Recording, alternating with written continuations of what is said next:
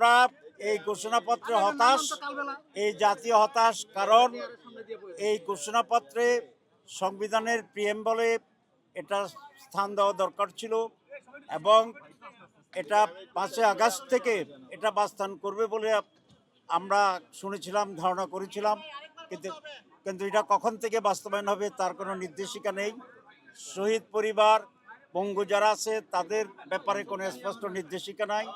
যারা শহীদ হয়েছে এবং কি যারা যুদ্ধে অংশগ্রহণ করছে তাদেরকে জাতির পক্ষ থেকে দাবি ছিল যে তাদেরকে বিভিন্ন উপাধিতে ভূষিত করার জন্য মুক্তিযুদ্ধ যেরকম হয়েছে তাদেরকে ভাতার ঘোষণা ছিল, রাষ্ট্রীয় পৃষ্ঠপোষকতার কথা বলা ছিল, এই কিছুই এখানে স্পষ্টভাবে উল্লেখ হয় নাই। তো ঘোষণাপত্রে আমরা লক্ষ্য করেছি যে যেটা বলা হয়েছে যে আগামী সংসদ বাস্তবায়ন করবে, সেই ক্ষেত্রে আসলে আমাদের যে একটা বৃহত্তর রাষ্ট্র সংস্কারের জন আকাঙ্ক্ষা ছিল সেটা কিছুটা একটা অনিশ্চয়তা তৈরি হয়েছে যে আসলে সামনের সংসদ কিংবা যারা সরকার গঠন করবে সেটা কতটুকু কি বাস্তবায়ন করবে।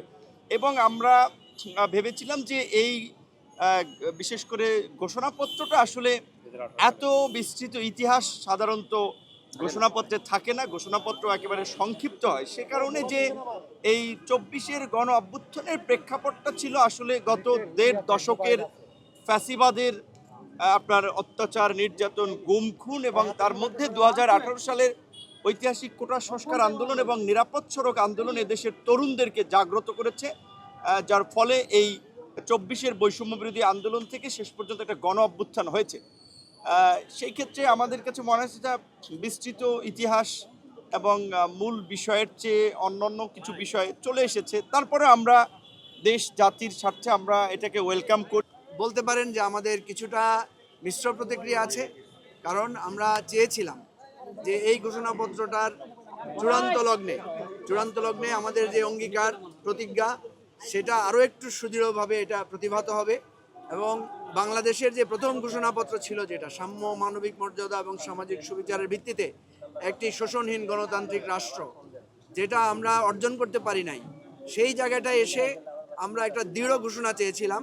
সেখানে হয়তো কিছুটা আমাদের চাওয়ার ঘাটতি থাকতে পারে, কিন্তু সর্বোপরি আমরা মনে করি যে আমরা সম্মিলিতভাবে সবার উপস্থিতিতে যে আমরা একটা ঘোষণাপত্র শেষ পর্যন্ত তৈরি করতে পেরেছি, বলতে পেরেছি, এবং এই অঙ্গীকারটা যদি আমরা বাস্তবায়ন করতে পারি তাহলে ইনশাল্লাহ আমাদের শহীদদের রক্ত, আমাদের এত অপরিসীম মানুষের ত্যাগ এবং তিতিক্ষার মধ্য দিয়ে যে অর্জন সেটা সাফল্যমণ্ডিত হবে।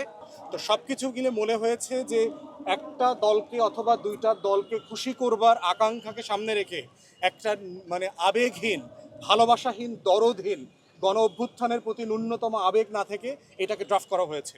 তারপরে আমরা এটাকে স্বাগত জানাই। আমরা বোধ করছি এখানে যে ঘাটতিগুলো আছে সেটা সনদের মধ্য দিয়ে যেন পূরণ হয়, সেই ভাষাগুলো যেন ওখানে আসে এবং আমরা যেন সেই স্বপ্নটাকে দেখতে পাই।